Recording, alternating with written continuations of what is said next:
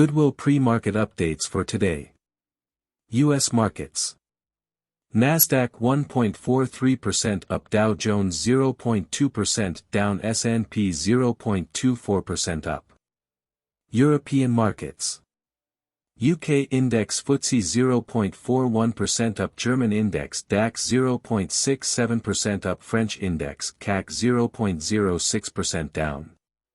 Asian markets, Japan index Nikkei 225 1.77% up, SGX Nifty 0.36% down. SGX Nifty trading around 15,260 at 7:30 a.m. level, expecting to be open around 15,260 in Nifty futures. Cryptocurrency. Bitcoin latest price is $20,461.5. Ethereum latest price is $1,079.54. Tether latest price is $0.9980. Currency update. US dollar to Indian rupee trading in 77.830.1% change. Euro to Indian rupee trading in 81.530.4% change. Pound sterling to Indian rupee trading in 95.181.2% change. Euro to US dollar trading in 1.050.5% change. Commodities update. Crude oil latest trading price is $9,148.00.2% change. Gold latest trading price is $50,438.01.1% change. Silver latest trading price is $60,697.01.4% change. Global news. The Dow fell for the third time in 3 weeks on Friday, following another wild week for stocks as investors weighed the growing risk of a recession following the Federal Reserve's biggest rate hike since 1994 earlier this week. The Dow Jones Industrial Average fell 0.1%, or 42 points, the Nasdaq rose 1.4%, and the S&P 500 rose 0.21%, but the S&P 500 ended the week with its biggest weekly loss since 2020.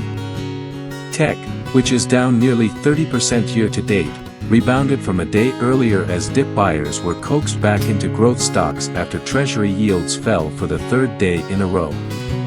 Biden officials promise forced labor crackdown on China under U.S. import ban. Goods such as apparel and solar panels will be scrutinized, and Congress passed legislation targeting imports from the Xinjiang region. Morgan Stanley wealth manager wins condo dispute. Vendor, who is linked to 1MDB, purchased a luxury condo in Chelsea at a 64% discount. A judge ruled that the condo board failed to include the United States in the lawsuit. What would you pay for lunch with Warren Buffett?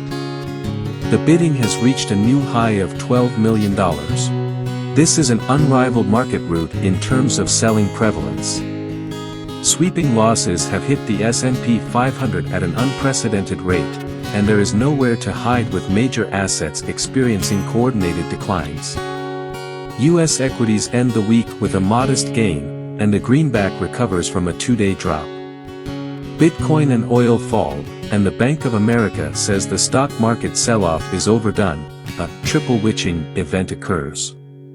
Oil falls below $110 as the Fed signals more hawkishness ahead. The Federal Reserve raised interest rates this week to combat rising inflation. WTI crude fell 6.8% in New York, and Brent also fell. As the United States presses for more oil, OPEC Plus begins grappling with its next move. The last of the group's output cuts will be reversed by August, with Saudi Arabia and the United Arab Emirates still weighing options for their spare capacity. Companies such as Coinbase, Gemini, BlockFi, and Crypto.com have laid off thousands of employees as investors sell risky assets in a rising interest rate environment. The BTS hiatus is another blow to Korean wave stocks. Basket of Korean pop, drama shares down 39% after 2021 surge, Netflix slump, and BTS shift add to entertainment firms' woes. Farmers in the United Kingdom are looking further afield to replace Ukrainian workers because the war is limiting the supply of seasonal laborers as the fruit ripens. To make up for the shortage, agencies are recruiting from Tajikistan and Nepal. Zimbabwean civil servants have rejected the government's offer of a 100% pay increase in the southern African country, where inflation reached 132% last month. The Federal Reserve said it would do whatever it takes to keep prices under control, reiterating that price stability is necessary to support a strong labor market and reiterating its commitment to containing inflation. Industry executives were in a somber mood as they gathered this week in Berlin for the Super Return International Conference to discuss a slew of issues ranging from rampant inflation and rising rates to Russia's ongoing war in Ukraine and the looming threat of recessions.